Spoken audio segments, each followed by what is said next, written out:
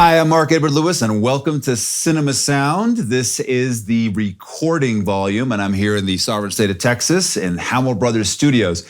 In this volume, we're going to get everything you need for getting great audio recorded on set handled. It's all going to be there. Microphones, choices, positions, volumes, recording levels, recorders, processes, tools, what to have on set, what not to do, what to do, who's important, who's not. It's a battery of hours of education and knowledge that just ain't intuitive and isn't available anywhere. You're gonna love it, but hang on. Let's roll. There's method to our madness in our logo, record, edit, fix, effects, music, mix, because that's generally what we say is the appropriate order for doing production and post-production. And we're gonna go through the recording section now, but before we do, I just wanna give you a breakdown of the general items that show up in audio, sort of an overview and a theory behind how audio works. Because when we talk about dialogue, sound effects, music, these kinds of things, it's important to know what they do, why they do what they do, so that we're just not using them because we think we know what to do with them. We know exactly what to do with them. Check it out. The three categories of audio are dialogue, sound effects, and music, DX, SFX, MX. And each one of them has their own highest and best use. Just like we say in real estate, you look at a property and you're like, oh, what's its highest and best use? It's an apartment complex, it's a fourplex, it's just a single family residence, whatever. We have the same thing in audio. The best and highest use of dialogue is story. Now, you writers, you're like, well, what do you mean? I can tell emotion with dialogue and things like this. And I'm going to say, not really, you can't. Because I can be talking to you and giving you all kinds of information and things, but until I have an issue with something, then you have an emotional response because you're creating a like-relatedness to what's happening on my face. But there was nothing happening, and I'm not a very good actor, there's nothing happening in what I'm saying, the actual dialogue that moves anyone emotionally. So it's good for story, and that's its highest and best use. Now, music's highest and best use is emotion. In fact, emotion is the giant thumb that mashes down whatever other emotional content is happening into what it says it's going to do. And I can prove that to you. So imagine you've got your heroine and she's being beaten down by the antagonist. Just really brutal. But you decide to play Mexican polka music. Yeah, nobody's upset, everybody's laughing, because it's funny. But there's nothing funny about her getting beaten down, but as soon as we put funny, not that Mexican polka music's that funny, but the juxtaposition of it is. Now, conversely, you could have her at the end of your picture, faced her demons, she's been on top of the mountaintop, she's up there, yay, like this, but you decide to play horror music.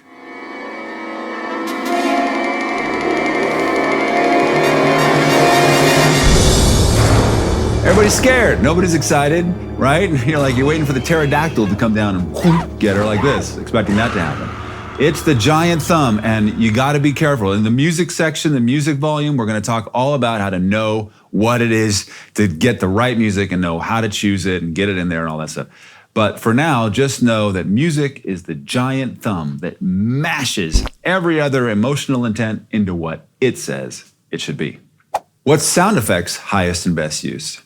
Well, there is a word that came into the English from very, very old means, and it basically means you're in your wooden ship, it's been hulled from battle, it's sinking, and you're up to your neck in water, in the sea, even going up to your head, immerso.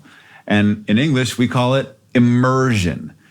Sound effects does nothing better than immerse the audience in the environment that you create for it. And I can prove that to you, because right now, as you watch this, you're not aware at all of the pressure of the chair you're in on the back of your legs. But you are now. I directed your focus. Just like you're not aware of the feeling of your shirt on your skin, but you're aware of it now. Again, I directed your focus.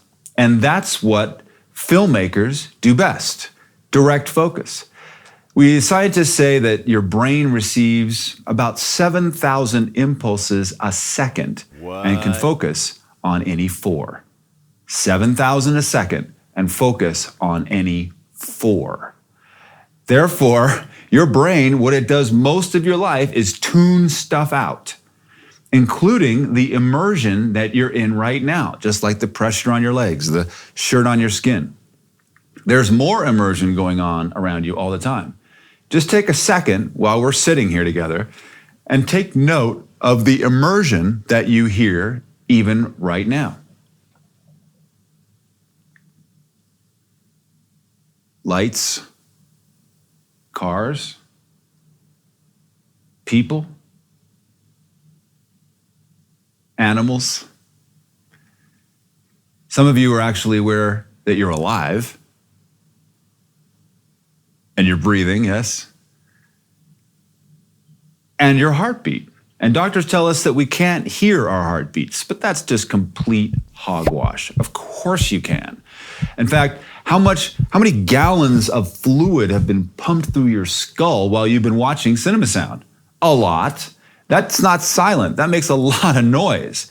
But to your brain, it doesn't serve any instinctual purpose. The nature of your ability to stay alive has nothing to do with you being able to hear your breathing or hear your pulse or hear fluid going through your skull. But I promise you it's there, and your brain is tuning it out. We were in an anechoic chamber at Rode, which you'll see later in the presentation, and there's no sound in there, no reflections, no nothing. And it's a little disconcerting at first because there is no immersion anymore. It's just the ringing in your ears or whatever silence sounds like to you. Really, really disconcerting. And in a movie theater, the most disconcerting thing you can do to an audience is put them in dead silence. In other words, the room, the immersion of the theater itself, which hopefully is very quiet, but sometimes isn't. And we'll show you this example with Gravity in the inspiration section. So as filmmakers, the most important way and the easiest way to create immersion for our audiences is using sound effects and ambiances and Foley. We're going to go into all of that, believe me, in the sound effects section. And if you can't do that, then your audience is going to be, they're actually going to be looking at their watches. They're going to be like, oh, I'm in this zone here that I don't feel like I'm actually in your movie. We have a very difficult time suspending disbelief because they're actually in their own environment, not in the environment you designed for them. And the more sound effects, ambiances, and Foley and things that we give our audiences to tune out subconsciously, the more their brains go to subconscious sleep. And that's what we want. Because when audiences' subconsciouses are asleep, just like a good hypnotist, we can make them believe anything. We can make them buy anything, feel anything. We can make them believe that your implausible story and plot lines are good. We can make them buy the bad acting or the good acting. We can make them believe that the visual effects is real, all because we've done our job in immersion. And your job as a filmmaker is always to direct your audience's focus. And if you can't direct your audience's focus by putting them into subconscious sleep and then directing, you're a bad filmmaker. That's right, you heard it from me. I said it, you're a bad filmmaker. It's not about storytelling. It's about creating immersion for your film, for your audiences, and then leading them with subconscious sleep. I'm not here to bash film schools. In fact, if you went to film school and you got a degree, good for you. I mean, you probably got great people to collaborate with and great, people to help you with career and getting work. And I mean, you got a degree and, that's never not a good idea. But film schools spend 95% of their time teaching you how to do things visually that you need to know how to do. And of course, things have to look good visually. Of course they do. But if it's true that your audience's impact is 80% audio, in other words, in the entire impact that your audience receives, 80% of their impact comes from sound, then maybe we should be spending 80% or more of our time in film school learning about how to do great audio in production and post. But how much audio did you get in film school? What, a week? A few hours? Well, Cinema Sound is going to give you a lot of hours, probably way more than a giant semester of intensive education on the subject. And I can prove to you that the audience's experience is 80% sound. Because back in the silent film days, there was nobody that was moved enough by any silent film to go commit hara-kiri, to go kill themselves, because something was so intense that they were just like, oh, I gotta go end my life. But there was a radio show that aired where people threw themselves off bridges. And you know the one I'm talking about. That was so intense. Around the world, people went nuts. Surely that the world was gonna end. And that was completely devoid of picture. A lot of people think and say, and I'm sure you've heard it in your film school if you've been or anywhere else, that, picture is 50% and audio is 50%. And if that were true, then you would be able to watch something that had horrible video and good audio, and you would like it just as much as something that had horrible audio and good video. So let's put that to the test. And I'm going to prove this point to you, that audio is 80% of the audience impact. We're going to watch just the opening bits of the trailer to Blade of Honor, a series I'm producing. And we're going to watch it first with bad audio and good video, full resolution video. And just kind of mark in your mind, see what you think of it.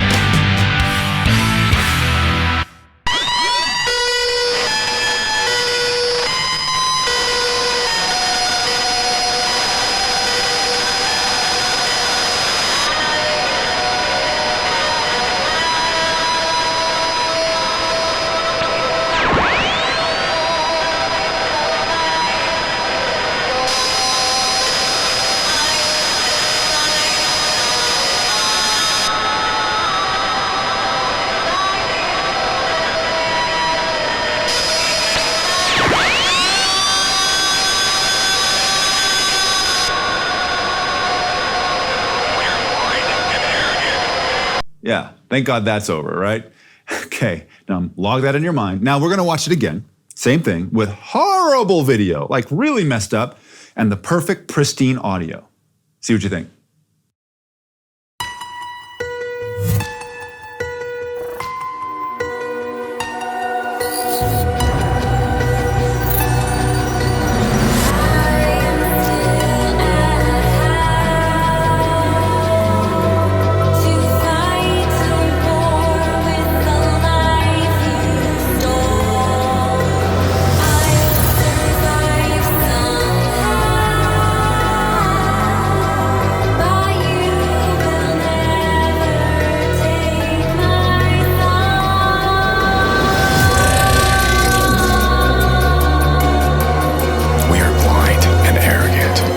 If it were 50-50, you would like both of them exactly the same, right? Of course you would. But that's absolutely not the case. And in fact, if you would probably rather watch the horrible video without sound than watch good video with bad sound. So if it's true that audio is 80% of what the audience experiences, then man, we better get this thing in audio handled. And that's what we're gonna do. This is a clip from a movie I did a bunch of years ago called Cowboys and Engines. It stars Malcolm McDowell, Walter Koenig from Star Trek, Richard Hatch. It's a fun little steampunk movie. We're going to listen to the stems from the mix, the dialogue, the sound effects, the music, and then we're going to listen to them all together. See what you notice. We're going to start with the dialogue. Ancient history. What is that? Trouble. Move. Get! Notice there's some set sound that's in there. What the hell's gutter is that? Renegade Marathon. Left over from the war. Is it alive? Not really. Clockwork parts stuck into a dead body. Charming. Guinevere Wheeler. Gwen what? Is that a name? Oh, son of a bitch, my horse! Hold on. You can't burn through that armor. I was gonna shoot it through the eye. Hey, don't do nothing. At least there's nothing vital. Corpse is mostly there to scare the hell out of people. It's working. So that's dialogue only, which is supremely boring, right? At least you know what's going on, but not very immersive, no emotional response to it. You're probably sitting there looking at your watch like, when's this going to be over? Interesting dialogue, interesting story. You get a little bit of the on-set stuff, which we used because it was there and saved us from doing a little Foley, but I promise you we did other Foley on top of it. But pretty much just story. Let's listen to the music and see what happens.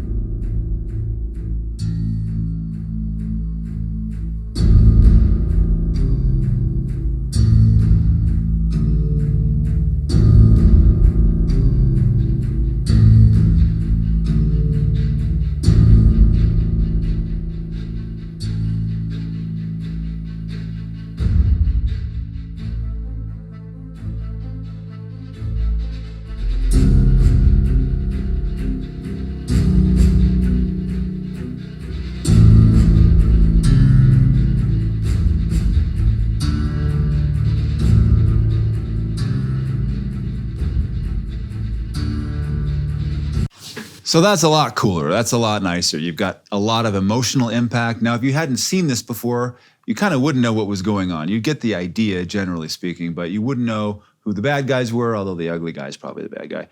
You wouldn't know what their relationship is necessarily, but you'd feel it. And you're like, oh, there's some suspense happening here. There's something cool going on, but I'm a little nervous. Is that also you feel the Western feel from that, the instruments that the composer chose. Let's try listening just to the sound effects, the Foley and the special effects.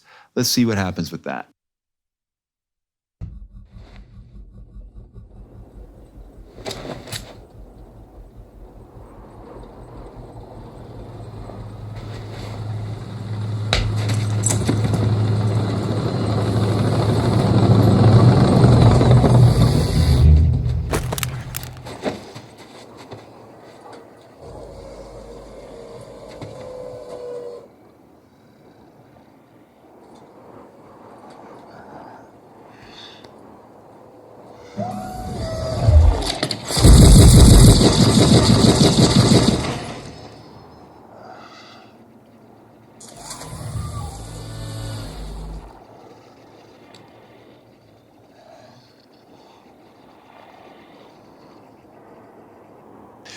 So with effects, you feel like you're there. It feels immersive. You feel like you're a part of something. You're not looking at your watch, but you don't really feel anything. You're like, oh, this is interesting. I feel like I'm more there, more immersion, which is super great. But again, if you hadn't seen this before, you wouldn't know what was going on really, and you wouldn't necessarily feel anything except maybe some intensity because there's things being blown up and knocked over and people running around. Let's put it all back together. Now look, this is going to want to make you to go to subconscious sleep when we put all these elements back together. Try to stay awake and see what you notice now that you might not have noticed before by watching this by itself. Ancient history. What is that? Trouble. Move. Get!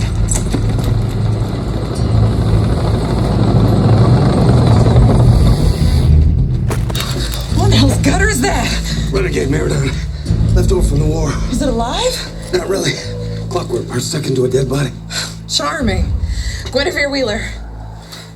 Gwen what? Is that a name? Son of a bitch, my horse! Hold on. You can't burn through that armor. I was gonna shoot it through the eye. Hey, don't do nothing. At least there's nothing vital. Corpse is mostly there to scare the hell out of people. It's working. Or is that a Tesla chamber? Yeah, what's left of him. Reverse engineering the audio of the masters is the quickest way to become a better filmmaker. I'll say it again. Reverse engineering the audio of the masters is the quickest way to becoming a better filmmaker. And we are going to do a lot of that. Not that I'm necessarily a super master, but we're going to check out the masters themselves and we're going to reverse engineer it, and you're going to know those secrets that they had. Before we really jump in, I just want to give you kind of the breakdown as to why audio is so hard to grasp.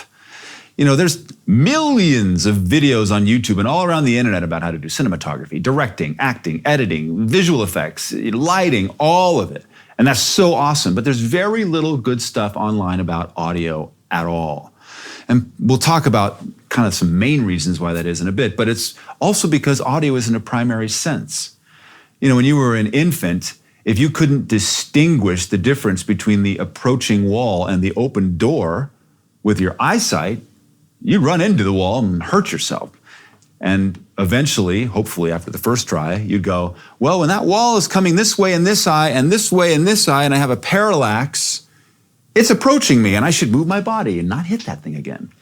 And bruised ourselves, we did a lot until we learned as infants how to navigate the world around us. But we navigated it with our eyes. Now, unless you were a child that was blind from birth, there is no child who learned how to navigate with hearing. So there was no penalty or no hurt or pain involved in us not hearing that the wall was approaching. We just kind of gave up on the ability to distinguish. There was no reason to distinguish anything. And in fact, the whole purpose of this education is to teach you how to distinguish what's going on, the elements of what you're hearing. Now, like Quincy Jones will listen to a piece of music and be able to pull out in seconds, in minute, breathless detail, every instrument, every sound, every panoramic use of everything in that track, even if it's in stereo, and be able to recall it to you and show you how to make it again. He's a master. Just like many of you are masters and experts in the visual sense, my goal is that by the end of this course as filmmakers, you're going to be masters in that which is not very intuitive, audio and sound, and being able to distinguish what it is you're hearing on set, what it is you're hearing in a mix, what it is you're hearing when you're doing a dialogue edit, what really goes into layering all those sound effects. Let's face it, audio isn't sexy compared to techno cranes and cool big cameras and drones and stuff. Really, a recorder and a microphone, cables, a boom pole, woo, not that sexy in comparison. And as a result, you know, people just don't like doing it. They're like, I don't want to do this. I'll just do my bit. And as long as it sounds okay, that'll be enough because the visuals are what I'm really interested in doing. And that's fine, but that's what we see in film festivals all the time, right? And that's why when we're watching a film festival film, we're like, wow, this is a really great film. I like the drama and it's got the human condition, and you're squinting the whole time. And you're like, why am I squinting? Well, I really wanted to like it, but there was just something, I don't know, it didn't look right, is what you'll say. I promise you, it has nothing to do with what it looks like. And it gets worse because audio lessons are so hard won because, again, it's not our primary sense. And it's just very difficult to find the wisdom because ain't nobody sharing it. Why is nobody sharing it? Because the last thing Hollywood wants you to know is how to get a $50 million impact or an 80% impact on your audience with sound. They know how to do it. They've been doing it to you for years. It's why they have the corner on the market about creating the idea in everybody's heads that their movies are better than yours. Sound. You know, you can watch a brilliantly put together visual image, but if it doesn't have that Hollywood mix or that Hollywood beautiful sheen, it's just another student film. So what? Nicely done. I like what you were doing that. Hopefully you'll get picked up. So you failed to get that audience impact, and Hollywood is not going to let you know about this stuff. That's why it's Cinema Sound. We're going to tell you because we don't care. And we want to make sure that you have the tools you need to raise the art form to the place that it should be for independent media. So I honor you for doing this, for jumping in with both feet to getting this thing, audio, sound, all of it, handled. And that's my commitment to you, that you're going to get this, that you're going to walk away from this course going, wow, everything that I'm doing from here on out is going to be completely changed. And it's not just going to change your media or your creativity. It's going to change how you write. It's going to change how you shoot. It's going to change how you edit for sure. And I'm guessing it's going to change your life. When we did the Sound Advice Tour, we talked to almost 1,100 filmmakers in 70 days in 32 cities all around North America. And most of those people had their lives transformed. And that's what I want for you. But look, this ain't going to be any easy ride. This is going to be hard, but it's going to be worth it. And if you'll stick with me, if you'll hang in there, you're going to see results that you could have only dreamed of. It doesn't matter what city you're in, you're going to get those Hollywood results that you've always wanted. By the way, we're going to have a lot of fun too. So if any of you have problems having fun, just maybe go out and run around the block a little while and then come back and then just get all that stuff out. And then you'll know, okay, I'm back. I'm ready to dig in and have my life changed. Let's go. In this clip, Ben Burtt just does his absolute most incredible best in creating a characterization for Wally and does all of it in sound, including his little cockroachy guy. It's just the most amazing example of great music, great ambiances, and sound effects and Foley like crazy going on. And we just love Wally not only because he looks cute, but he also sounds so cute. Exactly. He's so cute. And then just sound effects, one after the next. It just never stops. And in an animation, you have to do all kinds of work to create this false world that never exists and was never shot. It just, exists out of nowhere. And sound is the only way to create that kind of immersion, that kind of interest. You can't really watch a silent animation film and get any kind of connection with the characters of the world.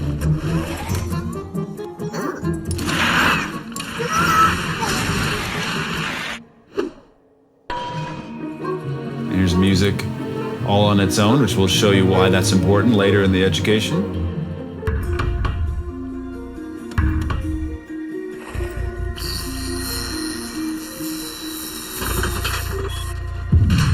Wally is just a fantastic example of how sound changes everything. There's a few dangers that you're going to run into in doing this course, but one of the biggest dangers you're going to run into is the I know that's. We talk about it in the other volumes of this course, as you'll see, but I know that is you look at something and you're like, I've seen that. I know that. I've heard that before. And then you kind of fast forward, or worse, you just tune out. And what happens is we're going to be talking about things that you probably have experience with, maybe a lot of experience with. In fact, the opening parts of this generally are pretty rudimentary so that we can get people up to speed and no person's left behind so that we can take them to the levels that we want them to go to.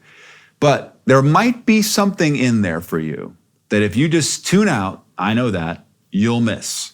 And that'll be probably the most important thing you could learn, and you'll have tuned out and missed it. So what I'd like you to do is just take your hands, put it next to your temple, just like this. I want you to pull out the I know that's.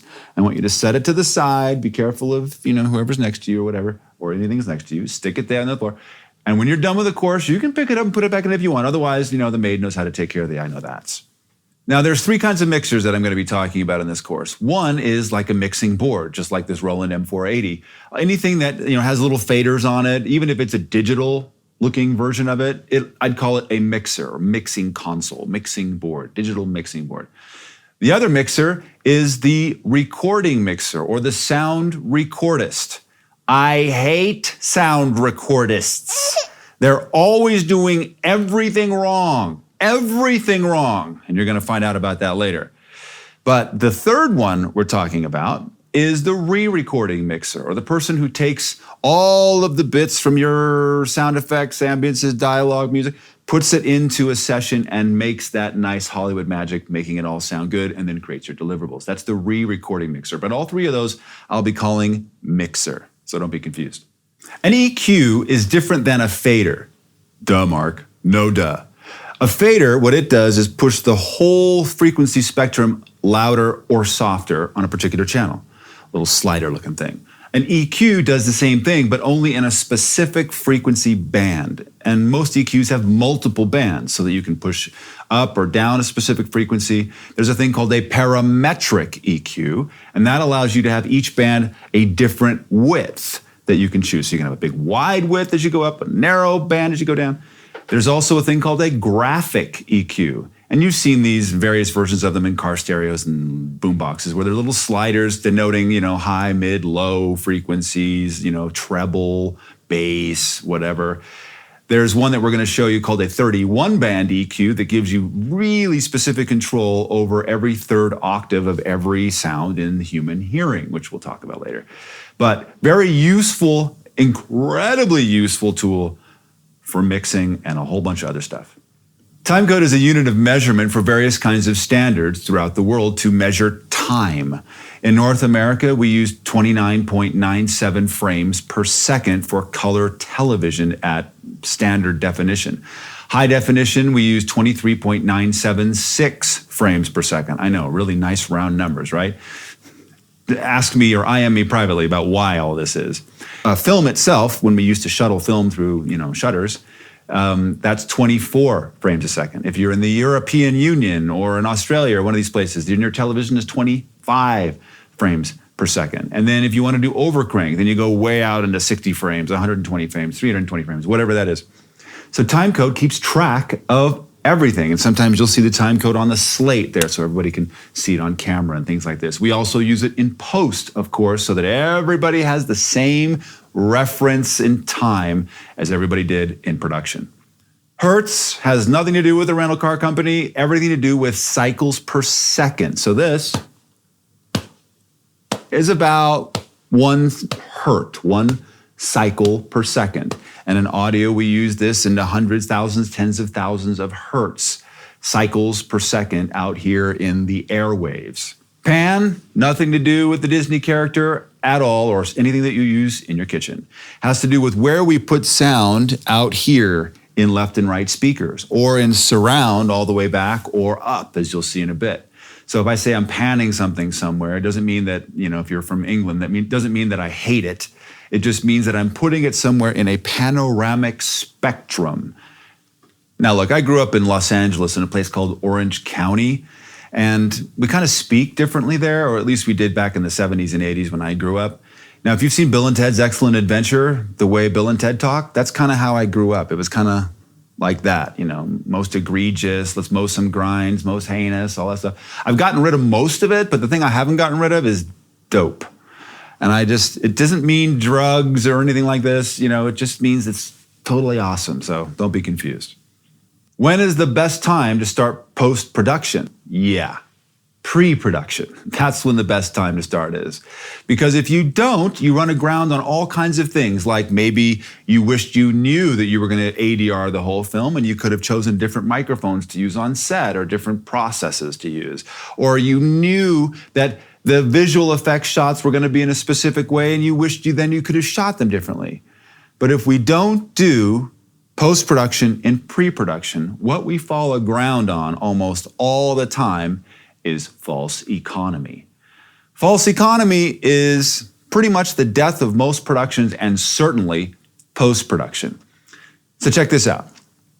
Imagine you golf. Whether you do or not, just imagine. And you're a good golfer, and you golf with Sigourney Weaver. Not bad. Now, you're shooting a film, and you've conned her into being your lead.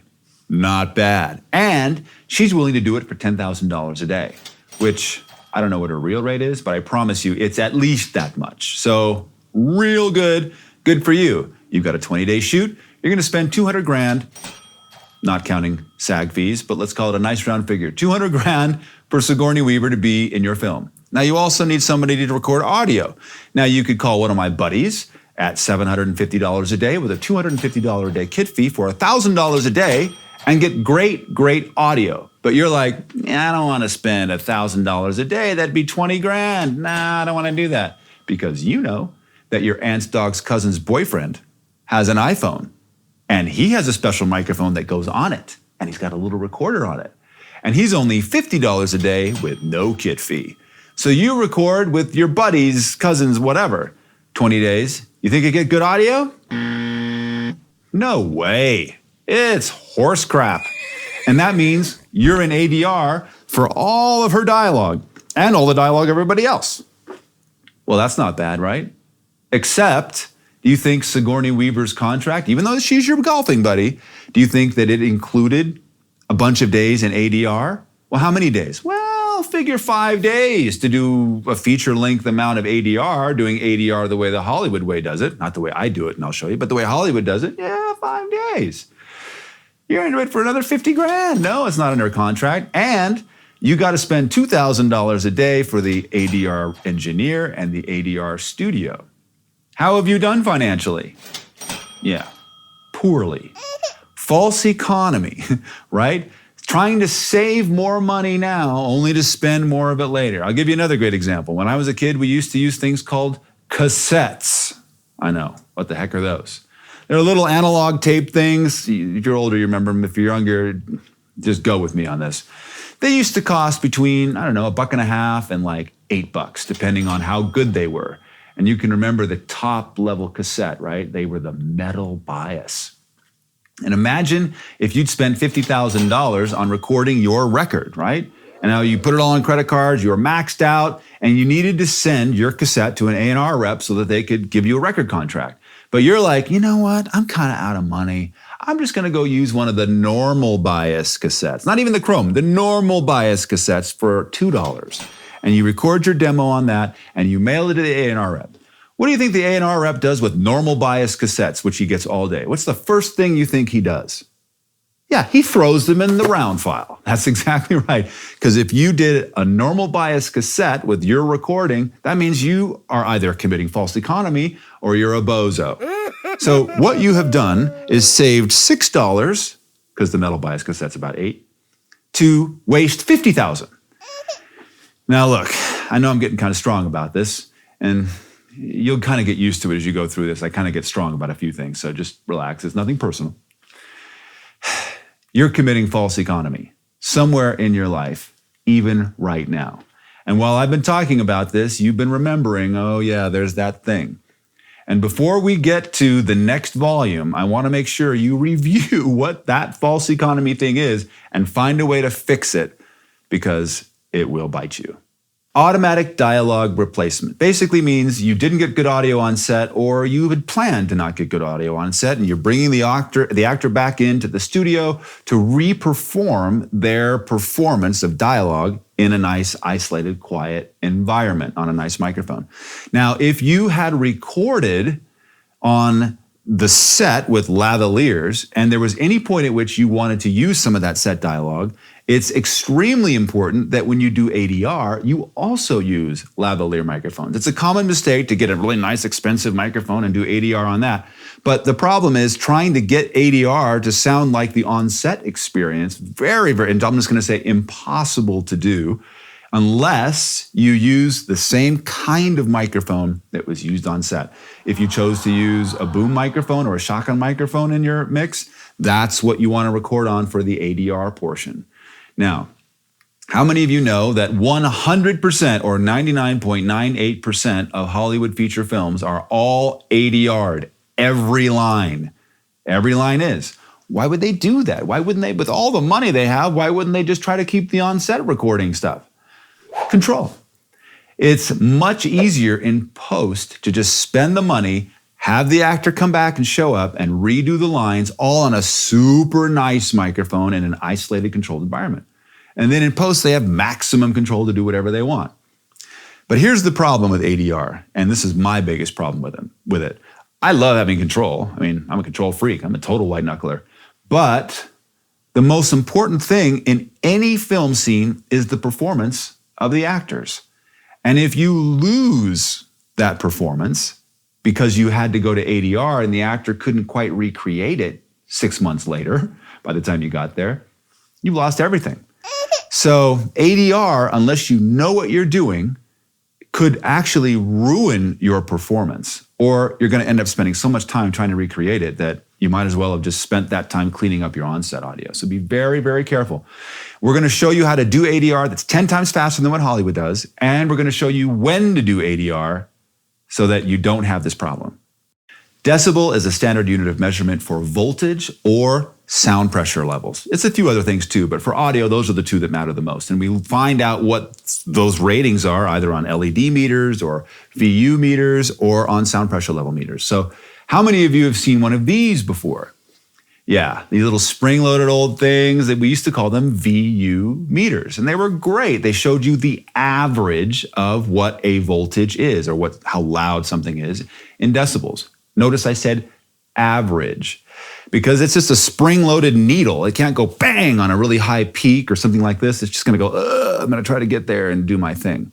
That's why some VU meters have a little light on them called a peak meter, and that lights up if you happen to go over the zero in the analog realm, and the needle hasn't gotten there yet. So some of you have like a Zoom H6 or a Zoom H5 or some other kind of recorder that allows you to set meters in a VU weighting. What that means is it's acting like a VU meter, like a spring-loaded thing. And some of you are experiencing distortion on your recorders, even though it's not going over zero. That's a really good reason for it to be doing that, because it's not showing you those high, fast peaks. It's just showing you this average, and you may be going over and not know it. So make sure you're on peak if you have a selection. And there's no such thing as a spring-loaded peak meter, so there's always going to be some kind of a digital meter in order to show you that. 48 volts or phantom power, it's not very scary. Don't worry about the phantoms. We talk about the magic smoke that lives in all electronic equipment. So we want to keep the magic smoke in the equipment so that it doesn't escape. You know what I mean? For those of you who have seen the magic smoke escape, keep it in the machine. But this has nothing to do with phantom power or 48 volts, DC, direct current. That's what's required by condenser microphones.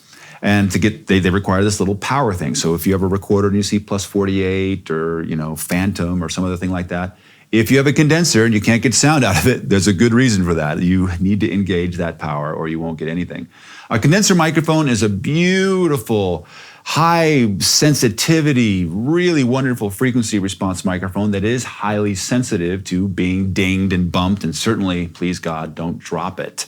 A dynamic microphone, on the other hand, is a very simple electronic device that you can swing around on a microphone, you can bounce off a wall or a ceiling, you can drop it in your beer, and it's still gonna work. That's why they use them on stage, like Mick Jagger. You think they'd give him a condenser microphone? I don't think so. If he's breaking guitars over his head, he's gonna break a microphone over his head. But dynamic microphones are indestructible almost. They're really great. But they do suffer because they don't have the same kind of frequency response that the condensers do. And on set, we almost exclusively use condenser microphones. Now, there's another kind of dynamic microphone called a ribbon microphone, which we're going to demo in a different chapter of this volume. Proximity effect is what happens when you get very, very close to a microphone. And what happens is bass frequencies are amplified. Let me show you what I mean. There's a couple things you should know, especially if you're doing microphones in the studio and even on set. It's called enharmonic distortion and harmonic distortion. You get enharmonic distortion when you're using any kind of digital equipment, even just a recorder. When we use pulse code modulation or PCM recording, that's what we do. We get enharmonic distortion, and your brain kind of goes, I don't like this. It's one of the reasons why CDs, back when they came out, everybody hated. They were like, this doesn't sound great. It sounds funny to me. And, probably had more to do with the fact that we were recording at 441 kilohertz and 16-bit. Than enharmonic distortion, but it's just the nature of how digital recording works. Harmonic distortion, however, is what we used to get when we ran analog tape and spooled tape. Even cassettes have harmonic distortion, and that's that which your brain, even though it's always lying to you, loves and goes, I love that compression and that subtle thing. Now, normally, we never want to have distortion, but this is distortion that shows up because of the nature of the recording process, and whether you use analog or digital, you get harmonic or enharmonic distortion. Now this microphone here, you've probably never seen before, unless you've come to Cinema Sound and seen it. This is a custom-built DVA 747 tube microphone. You're like, tube microphone? Why would you want that? Yeah, this whole thing here is a tube. And like from the 40s. And up here is a gigantic kind of 50-cent piece size diaphragm in there. Wonderful sound. And why we use a tube is because it creates that harmonic distortion, which otherwise we really don't get with just a straight solid state microphone.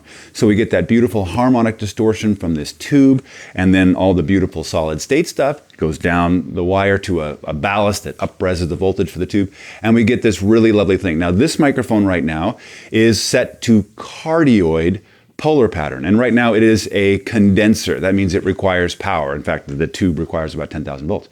So if we switch from my lav to this, remembering never to test a microphone by poking it, but scratching the grill, yes. You can see this sounds so much different. I mean, it's a beautiful, clean, sounds like I'm James Earl Jones. Not that the lav sounds bad, but this just sounds amazing. Now, it's a cardioid polar pattern, which means I sound great here. But the minute I move over to here, I'm dead. There's nothing here. If I talk to the rear of it, all you're hearing is the reflection of the room. I can talk down like this. That's not great. And certainly it sounds like baloney here. As long as I'm here, I'm good. Same thing happens if I start backing up. When I get here, I'm dead meat. It really only wants to pick up right here, which is great, really great in the studio. And that's the cardioid polar pattern. Another thing about condensers, and you may have already noticed it listening to this microphone, is that they're uber sensitive, which makes them sound great. High frequencies sound great, low frequencies sound great. But if I go, and I'm going to be very light about this, Peter Piper picked a peck, you notice that it's just, giant explosions, like that, right? And you wouldn't get this with a dynamic microphone. That's why with any condenser, you want to have a pop filter or some kind of shield between you and that very sensitive microphone. So with the pop filter, I'm just going to bring this thing in here. Peter Piper picked a peck. And I'm going to go really, really hard. Peter Piper picked a peck. That's as hard as I can do without losing my teeth. And it's really good. And this is a super cheap, I have to be careful with my plosives now that it's gone, super cheap. It's like $6 or $7 on Amazon, whatever. I don't know. Just found it just to show you that it doesn't take much. It's got 2 layers and not one. A single layer thing isn't going to work as well as this dual layer one, even though it's super cheap. But it allows this diaphragm to be protected. And this is, again, any condenser, you're going to have this. Now I want to show you a couple more things that are inherent in condenser microphones. First of all, and we've already noticed this, I have beautiful high frequencies, but the minute I go off axis, even though I'm still sort of in the cardioid area, but if I start talking away from the diaphragm, all of a sudden those sibilants are really reduced. And if I go back on axis, those sibilants are greatly enhanced. Even if I'm over here and talk toward the microphone, sibilant. I mean, you want on a cardioid, if you want sibilants to be right into the diaphragm. Similarly, if you have somebody who's really, really sibilant, like some women's voices, and even some men's voices have that really edgy S sound, you can just move them to the side and angle their faces toward the diaphragm, and you'll get less of that sibilance. The second thing to know about condenser microphones is a thing called proximity effect. Now, I'm going to get really close to this, and it'll sound like I'm getting louder, which I will. But I want you to notice what happens to the bass frequencies. So if I get very, very close, even though I'm talking the same level, you can hear that the low frequencies are enhanced. Whereas if I come back here, even just a few inches, granted it's quieter, but the low frequencies are kind of removed. Whenever you're doing a voiceover and you want that big, powerful sound, you want to get as close to this as you can, that big, powerful, low-frequency sound, and you get that proximity effect. Obviously, we'd want to be like this so we can go proximity effect, not proximity effect.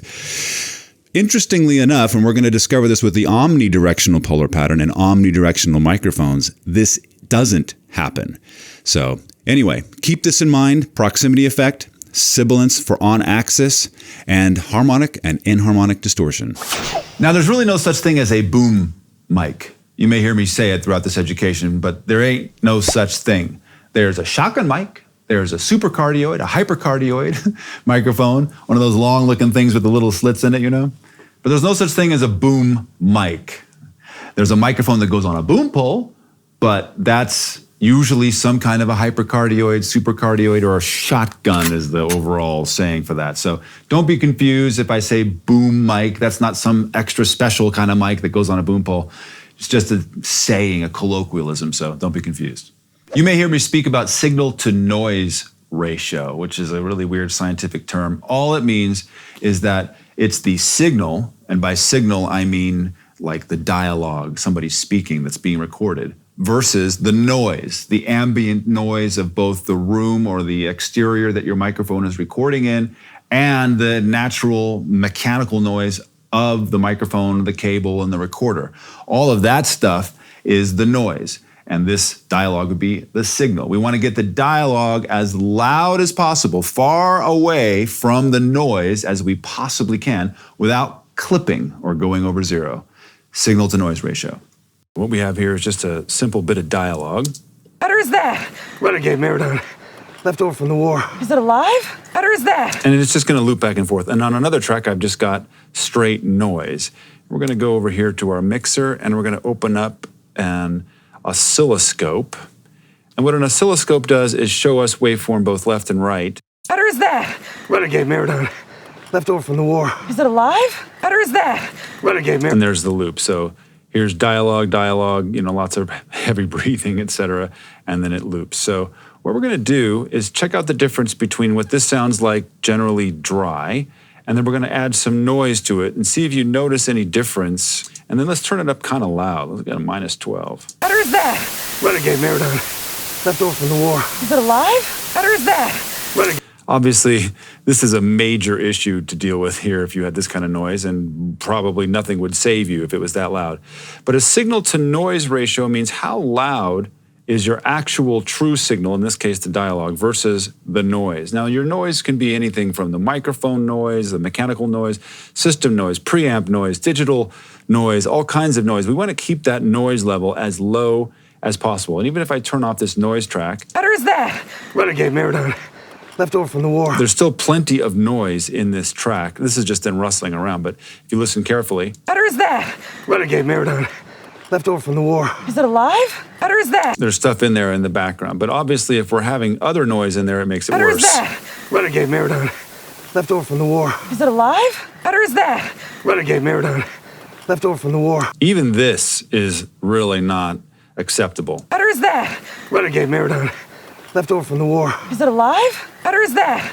Renegade Maridon. So sometimes you can see, just looking at a scope like this, what your noise level is and whether or not it's acceptable. Now, in this case, of course, they're rustling around. But if you have just straight dialogue and no one's rustling, and you see this amount of noise between the dialogue, you've kind of got a problem.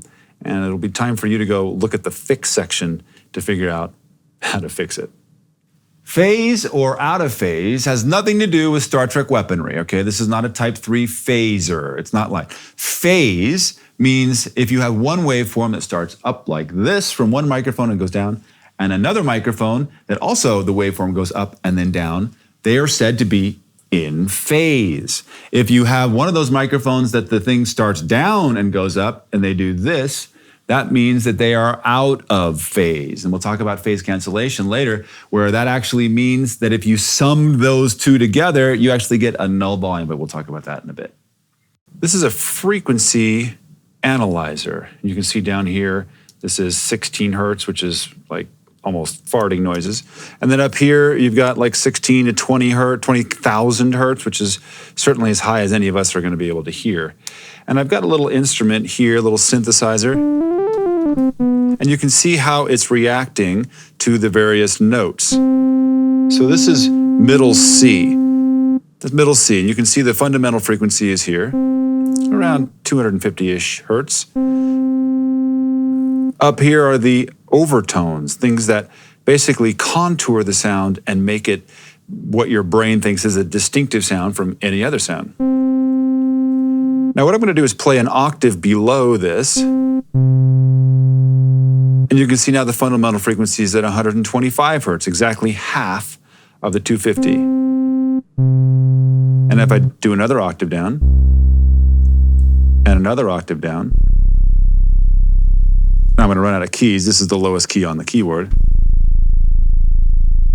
You can see down there, it's like almost like a fart noise, but we're going to keep going. We're going to go up now.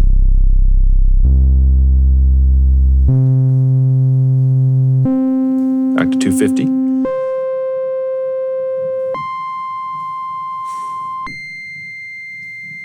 And the highest note on the piano. Yeah. So each octave is a doubling in frequencies.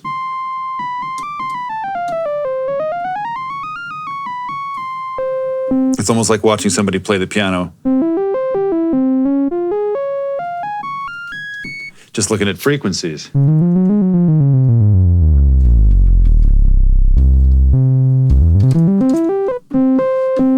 Now let's check it out with a piano sound. We're going to take a listen to piano.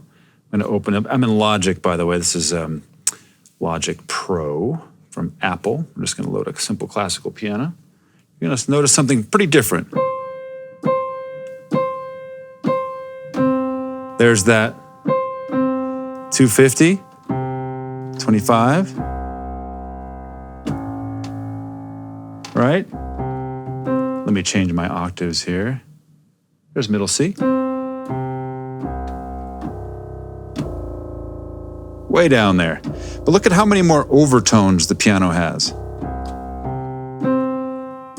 Just lots and lots more of them, and it gives it a lot more high frequencies and a lot more complex sound. And the more overtones we have, the more the complexity of the sound, the more rich it is, and sometimes the more difficult it is to deal with.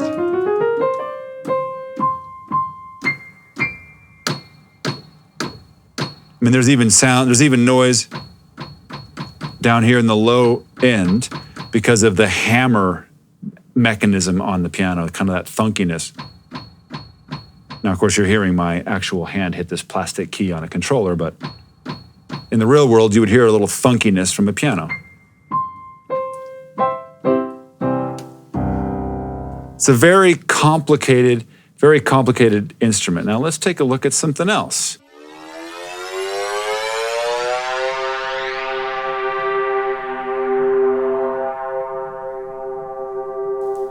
Now it's got a pretty cool modulating kind of thing that's going on.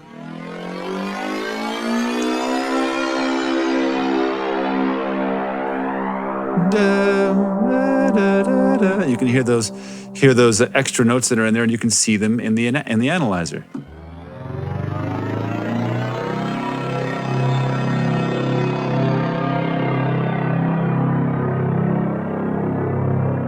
There it is. There's that extra overtone, da-da. Now, how can you tell how loud something is? Well, it's really hard unless you have trained ears, and it takes a lot of years in the circus to train your ears.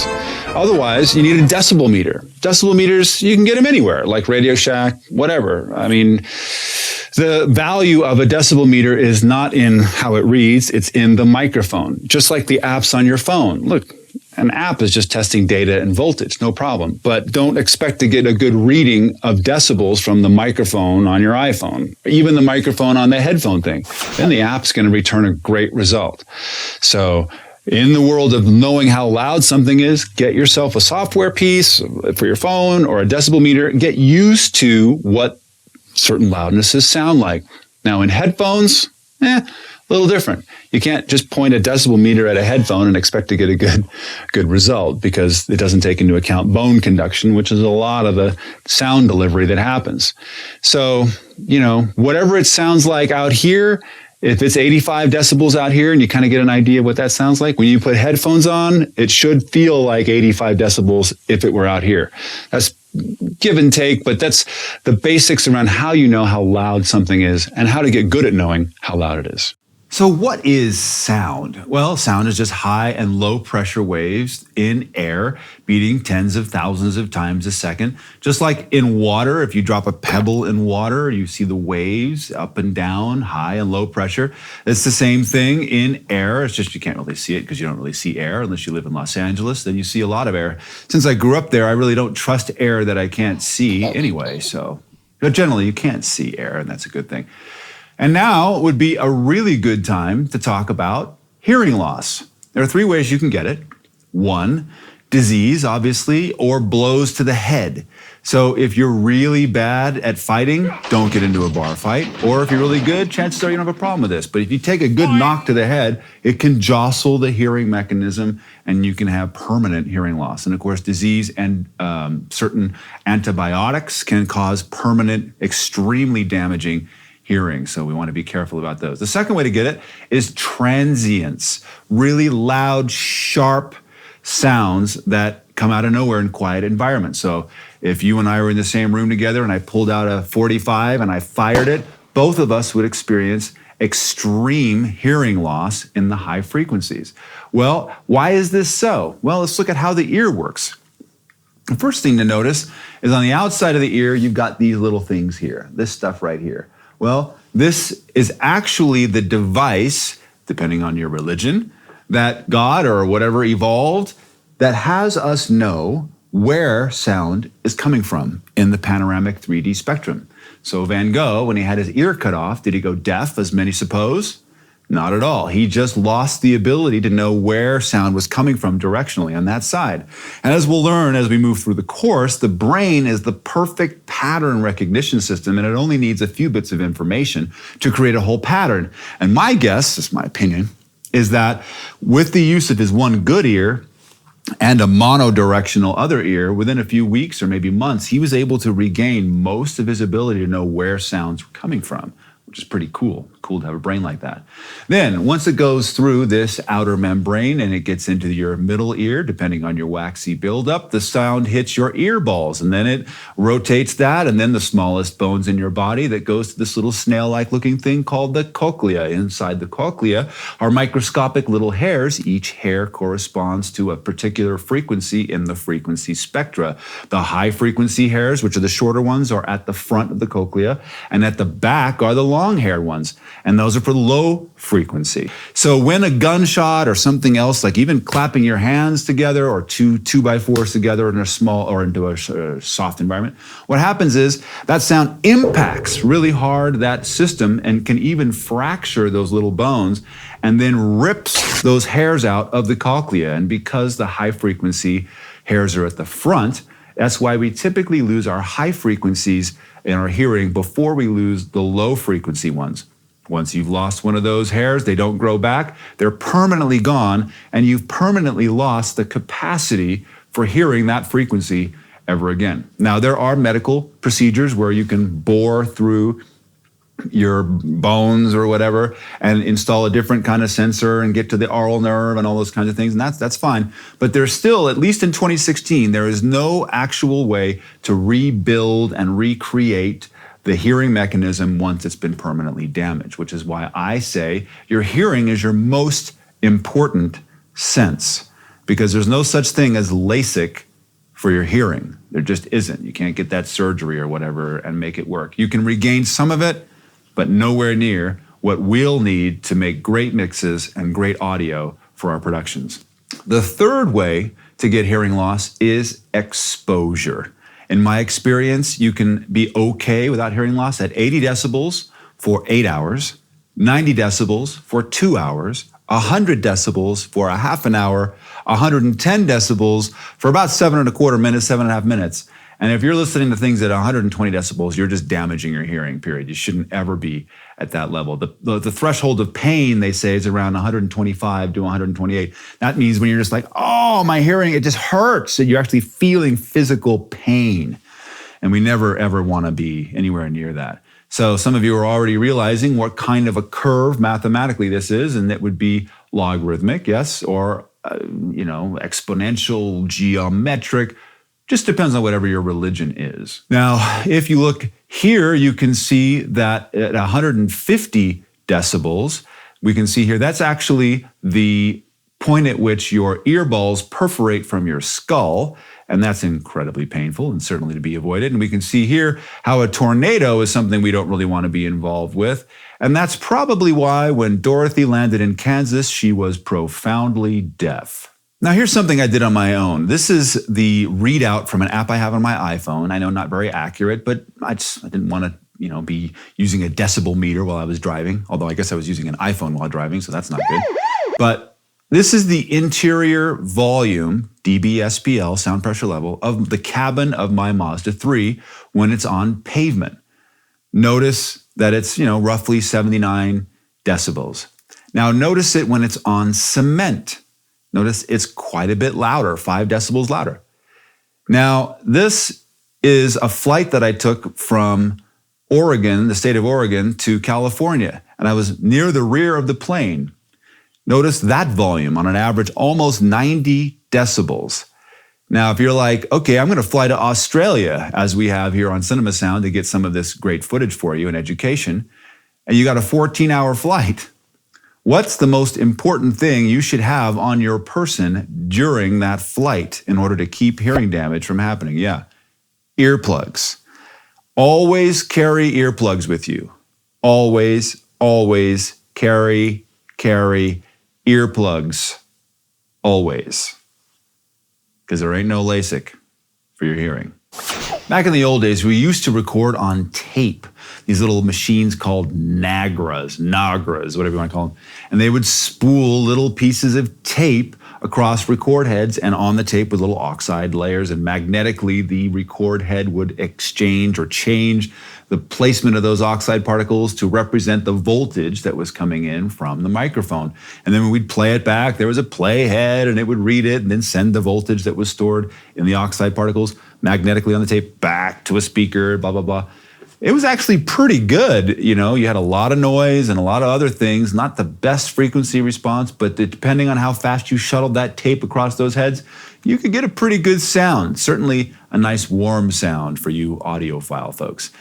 Nowadays, we use digital. And what happens there is the same voltage comes from the microphone, but goes to an analog to digital converter, which then uses bits and sample rate to translate the voltage into ones and zeros, digital information. That digital information is then stored on a drive or some kind of medium. Then when we recall it, we play back the ones and zeros and it goes to a digital to analog converter and is the same process in reverse. And we have what then is turned into voltage from those ones and zeros. It's a pretty ingenious process that started, decades and decades ago. It's imperative for us to be able to know that we're recording at a good frame rate, a good bit rate. Otherwise, you get awful audio. So how does a microphone work? Well, a dynamic microphone is a pretty easy electronic thing to deal with and understand.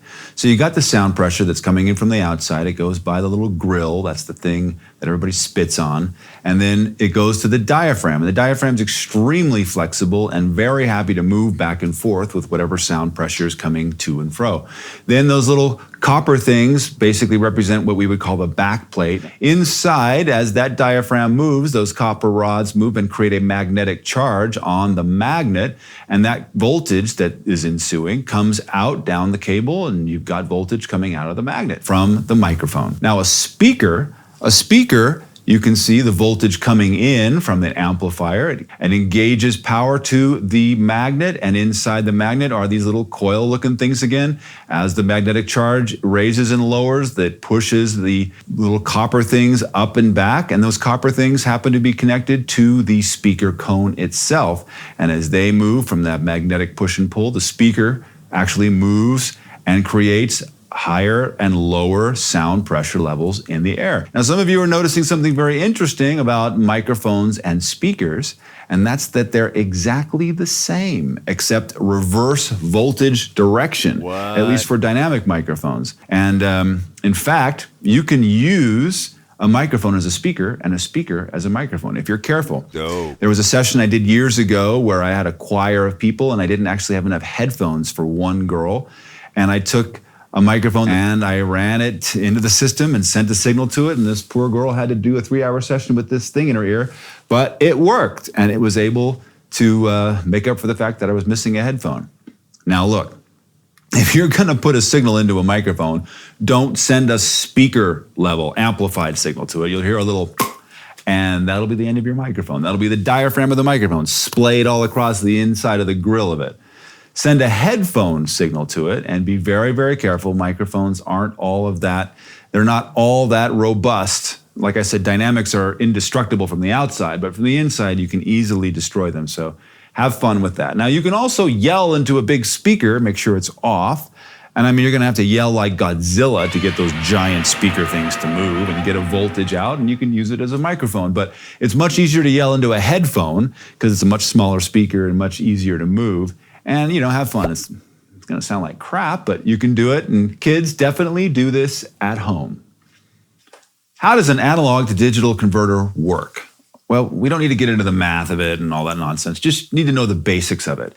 And if you were to take an analog voltage from, say, a microphone, it's represented here on this little red line you can see in that graphic, then behind it is a grid representing vertically bits, which show a recording of amplitude or volume of the wave, and then horizontally sample rate, which is how we chop the wave into time. And the higher the bits and the higher the sample rate, the better the resolution. And that gets then translated into bits. This is an oscilloscope, which represents a waveform basically, and you're looking at a triangle wave, which is simple, but not that simple. And if we had a 2-bit 4 hertz sample rate, we wouldn't be able to recreate that triangle wave very well. Even as we raise up to 3 bits and 4 bits and 16 hertz, we're not going to be able to represent or recreate that triangle wave very well. Our ears are going to go, that just sounds like noise. And we have to get very, very high in sample rates and into at least 16 bits, maybe 12, maybe 8, but before our brain starts going, yeah, that sounds like sound that I recognize. Otherwise, it's just digital artifacts and all kinds of nonsense. But when we get out to about 44,000 hertz, then things start sounding good on the sample rate side and 16 bits on the bit side. Now, CD audio, as we know, is 16 bits for 4.1 kilohertz. That's a pretty good sample rate. CDs don't sound that great, but they sound way better than normal bias cassettes, right? Now, the minimum frame rate for being able to fool the brain, which is always lying to you, now you're going to lie to it, to fool the brain into thinking that it sounds like sound is 32,000 frames a second. What? And you're like, whoa, that's a lot of frames because, what's film run at? 24. And even Disney decided, well, you can get away with 13 frames a second with animation, and your brain will think, oh yeah, things are moving across the screen. Well, the difference between 32,000 frames and 13 frames is like, a 2,000 times difference. So that's a major situation for bandwidth, isn't it? But that also may be one of the reasons why audio is 80% of the audience's experience because of that massive amount of bandwidth difference. So check it out. I'm back in Logic Pro, and I've got this cool track called I'm Bad, which I wrote years ago for a movie called Curse of the Shaolin. Here's how it goes.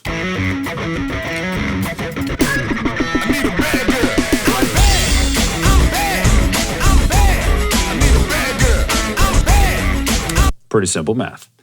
So in order to show you what an analog to digital converter can do, or rather what it doesn't do, let's take a look at this plugin. It's called Bit Crusher, and it's kind of simple. You've got overdrive. You can make things really, really crushed and horrible sounding, and you can blend the mix. You can also tell what kind of distortion you want. We'll try rap. Now you can actually take the resolution of the bits. In this case, this piece is recorded at 24 bits, and so is this session. You can bring this down all the way to 1 bit, and you can see what's happening over here with the waveform if that were a sine wave. What? And then the same thing happens here with downsampling. Right now we're at 48,000 frames a second. If we were to do this, then we're at 24,000. And then I don't know how the math goes, a division of 48 by 3, 18,000 I guess it is, 12,000 hertz. And it goes all the way down to like, awful. But let's check out what this sounds like. We'll start with bits. And I'll zoom back out. Let's hit play. We'll drop a few.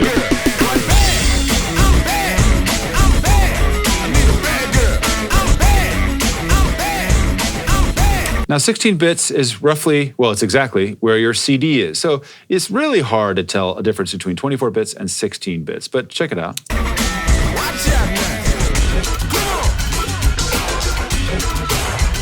24.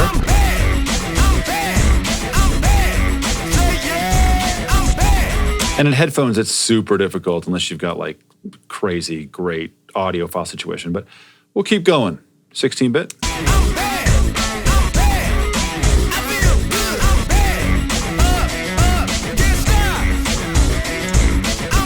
Now I'll tell you, 12-bit is where my first reverb, a little pedal by a company named Boss. It was 12-bit.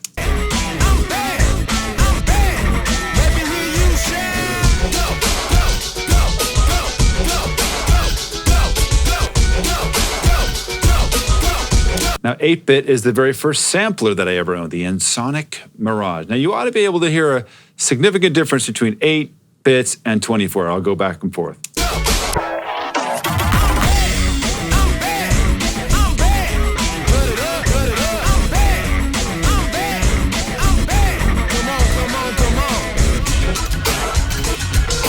Now, one of the reasons it's sort of difficult to hear the difference is because this is a mastered, everything's very loud, so it doesn't take a whole lot of bits to make this happen.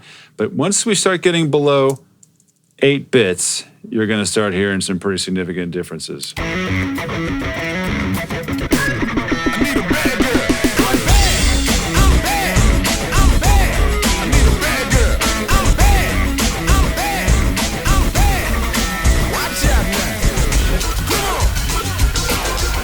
Now you can hear that noise floor rise up, can't you? The signal to noise is really, really getting short. And why? The reason is that because your highest level here and your lowest level are, the lowest levels becoming higher and higher and higher. So there's very little room for amplitude to exist. So the noise floor has to get pushed up. Here, check this out.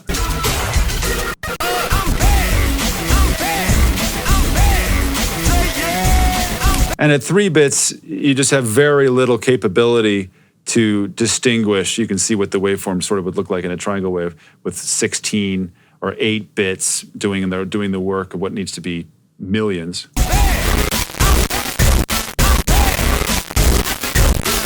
And then 1 bit is unlistenable.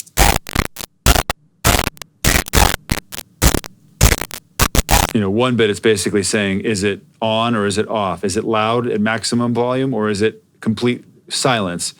So that's what bits do. Let's listen to what sample rate does.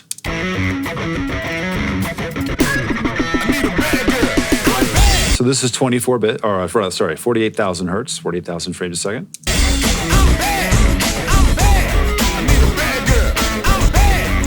– 24,000 frames a second.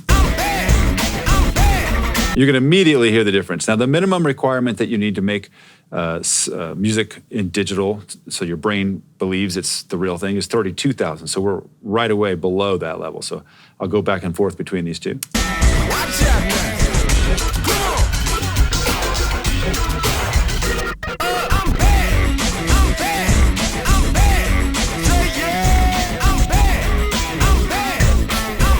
18.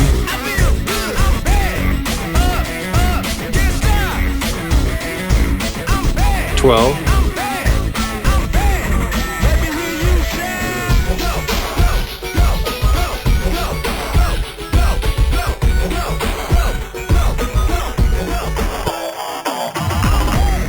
It's starting to sound like an Atari 2600 video game now, right?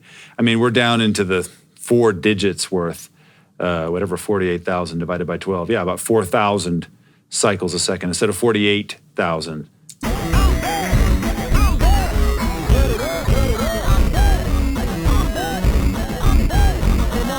There's 2400, which totally sounds like, even before that, sounds like Pong.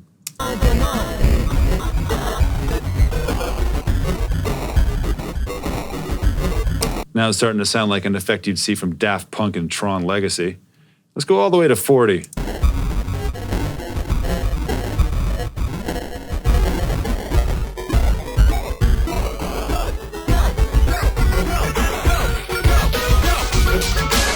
And notices that we raise up the sampling frequency, we get more and more high frequencies, but anywhere below this, it starts getting unintelligible. Now, when we use them both, it's really fun. Watch this. Let me go here, we'll go to 6.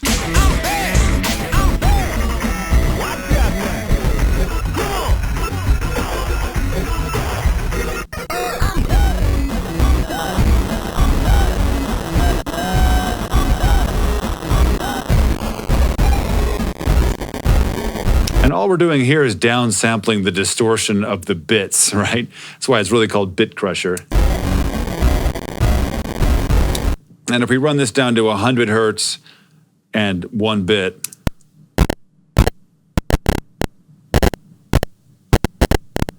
I mean, you basically have nothing but distortion. So it's one of the reasons why we always want to record at 24 bits, are always at 48 kilohertz or higher. Now, the human hearing ceiling is about 20,000 hertz, and nobody can really hear that. I mean, unless you're an elf or something, or you're a newborn baby. Newborn babies hear roughly 20,000 hertz, but after that, it kind of falls off pretty fast. So let's just take a look at these sampling rates. CD, we said, was 4.1, and that's pretty good for getting 20,000 hertz. And then what we do for video is 48,000 hertz or 1,000 frames. And then for Blu-rays and things like this, HD, whatever, recording, it'll go up to 96,000 hertz, which is great. My personal favorite is 192,000 frames a second. Sounds incredible, and we'll talk about this in later sections. And then the crazy guys at Sony decided to come up with what's called DSD, and that's 2.8 million. And I can assure you that also sounds very nice. Now, in the demo that we showed earlier, you heard what bits do to sound, whether you have too few, it starts getting really, really grungy. CDs, we have 16 bits. It's called word length, 16 bits per sample in pulse code modulation.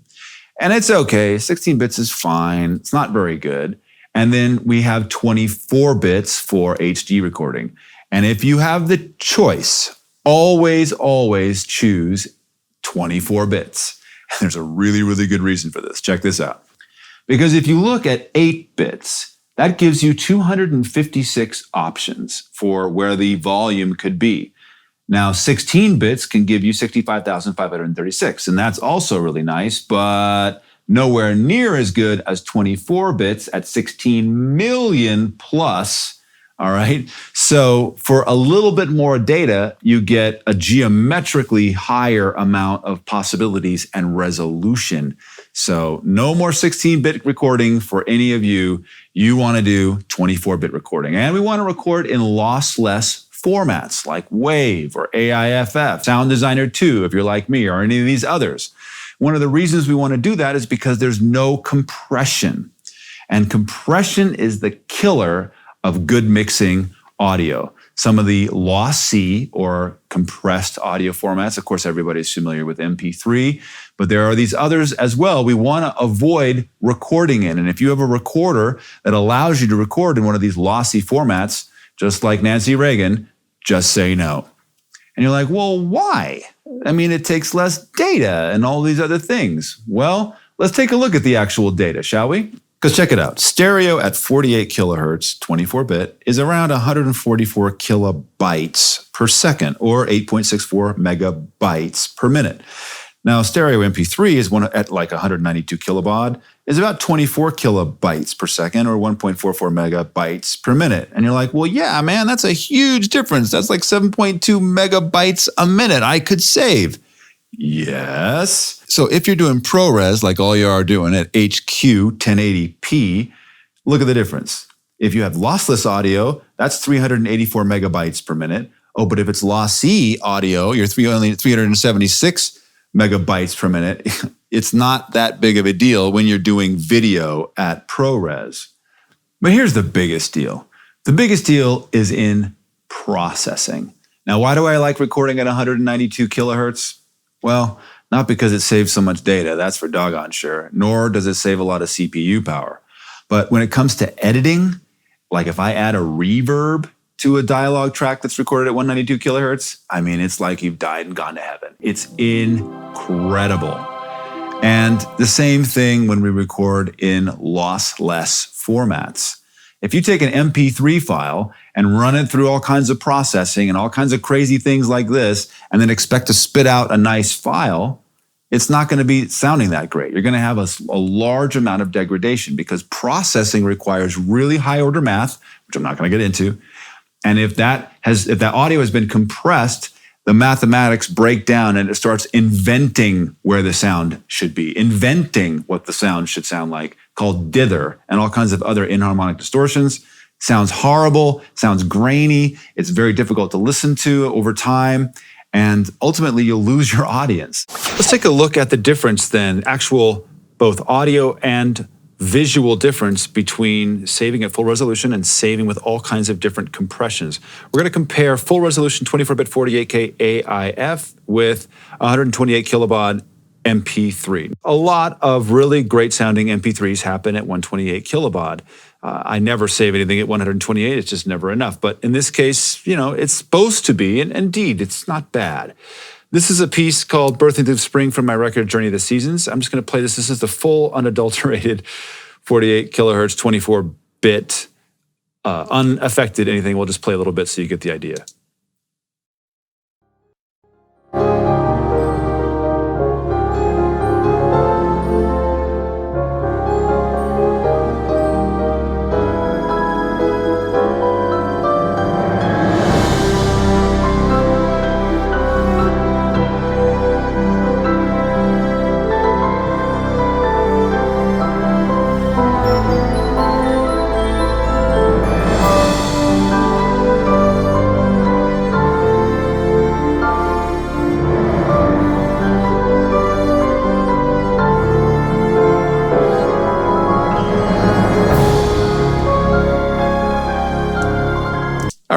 So you get the gist, a big piano, orchestra, no sweat. What you're looking at is RX5 from iZotope, and this is a spectrogram, left channel, right channel, and you've got high frequencies, low frequencies, high frequencies, low frequencies. The brighter the frequency, the louder it is, and you can see the string overtones and the fundamentals going crazy. Big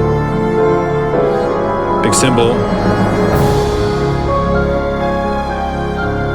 You can see all the strings. So we'll talk about this in depth in other volumes, in fix and mix and all kinds of other things. But for now, this is what it sounds like in full resolution. Let's check and listen to what it sounds like at MP3. Now, first of all, you'll immediately notice a massive difference. Look at the frequencies that are cut off. Everything above 15.5K, gone, with the exception of some loud bits.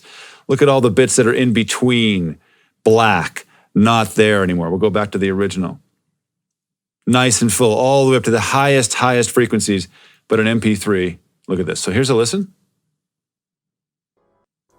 Let me go back a little bit.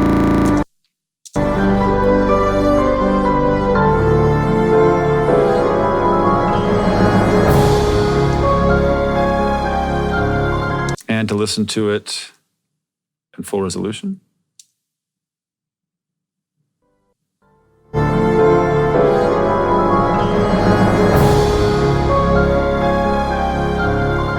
And one more time back to the MP3.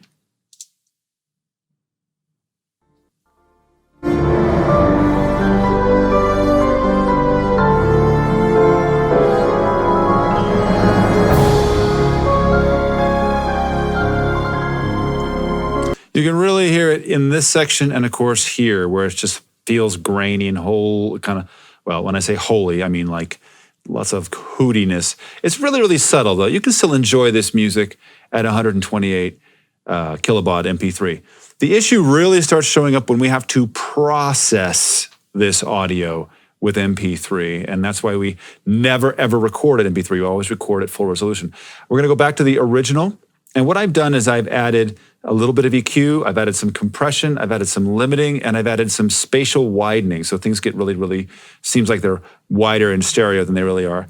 This is the original full resolution, processed at full resolution, saved out at full resolution. The original file, processed at full resolution, saved out at full resolution. AIF, 48 kilohertz, 24-bit.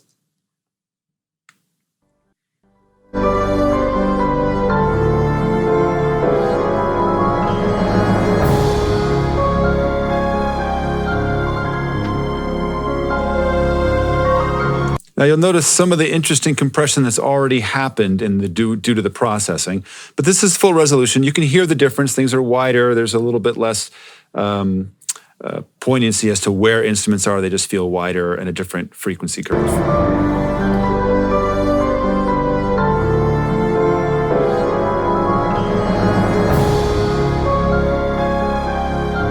And especially listen to how that cymbal tapers off as we move to other examples.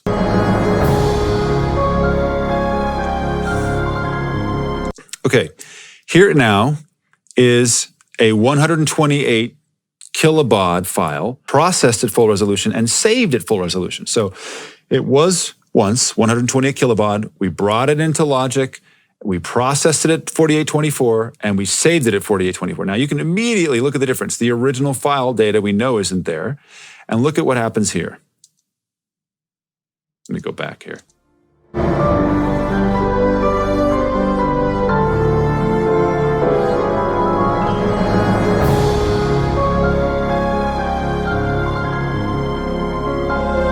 It's almost oscillating. Wah, wah, wah, wah. Whereas we go back to the full process, the full resolution.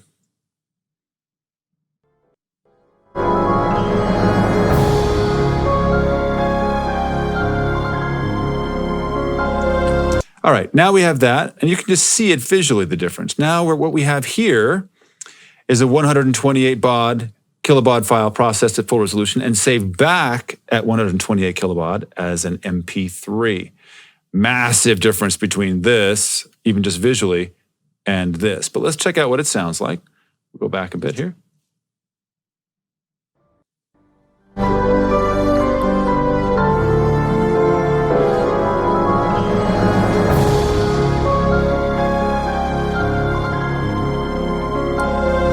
And listen what happens with the cymbal here.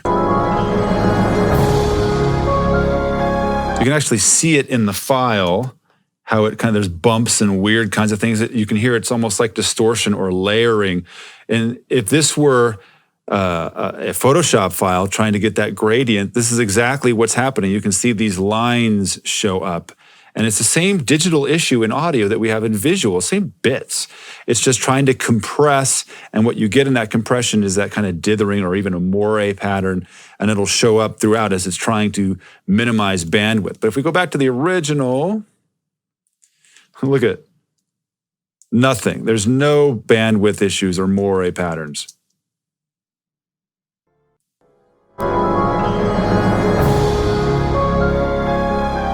So beautiful, right? As compared to this nonsense. I mean, you literally hear it going, tuck, tuck, tuck, tuck, tuck, tuck.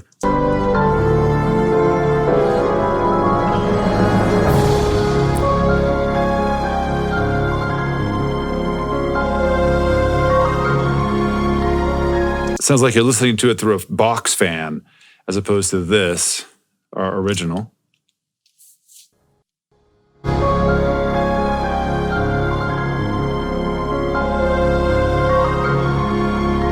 Beautiful and smooth. So we never, ever record anything in any kind of baud, MP3, whatever. Always 48, 24 at the minimum. So let me just give you a visual example of what I'm talking about. You see these silly rocks. They're just dumb rocks, I know. Your brain knows that they're rocks, though. This is actually several examples of JPEG artifacture. Now, the one on the left is full resolution, no sweat, raw. And as we progress, you can see that the data, although your brain can still understand that the one on the right, fully compressed, is dumb rocks. Do you want to pull a green screen composite from that at that resolution? Do you want to do any color balancing or anything like that on that? Absolutely not.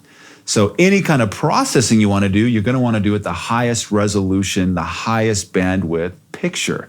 It's exactly the same thing for audio. So what's this? What's that big sun area up there? Yeah, it's blown out, it's over, you've overexposed it. And in digital, even if you're in RAW, can you get any data back from that? No, it's gone. It's useless. There's nothing there. There's no more data. And the same thing is in audio. So say it with me. Never go over 0 dB. That's right. Never go over. If you do, it looks just like that sunburst. There's nothing going on there that you can pull back, and you've lost it, and you're in ADR or worse. You know, some of you are like, well, but Mark, I want to get, a nice distortion effect. How do I do that? Well, record it at a nominal level and use a plugin. Look at this picture. Do you think they shot her this way? No way. They shot her nominally, reasonably, and then they just used a plugin and did kind of this bleach bypass thing or whatever. So yeah, you can use distortion effects. You don't have to fry everything. We're back in Audition. This is a piece I wrote for Omega One, the motion comic.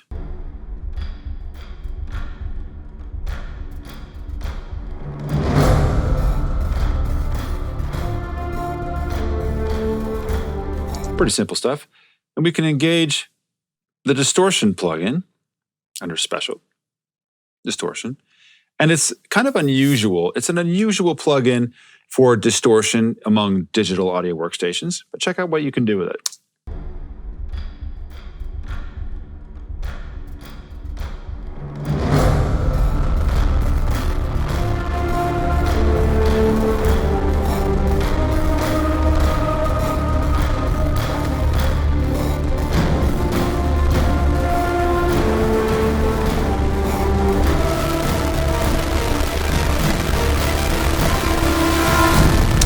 That's pretty mean.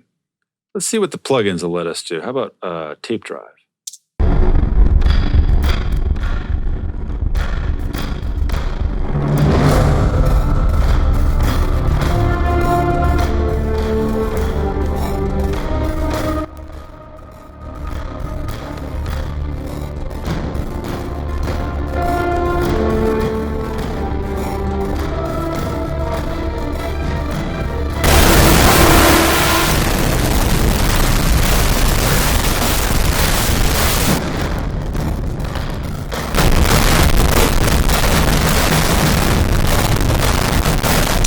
That's pretty mean.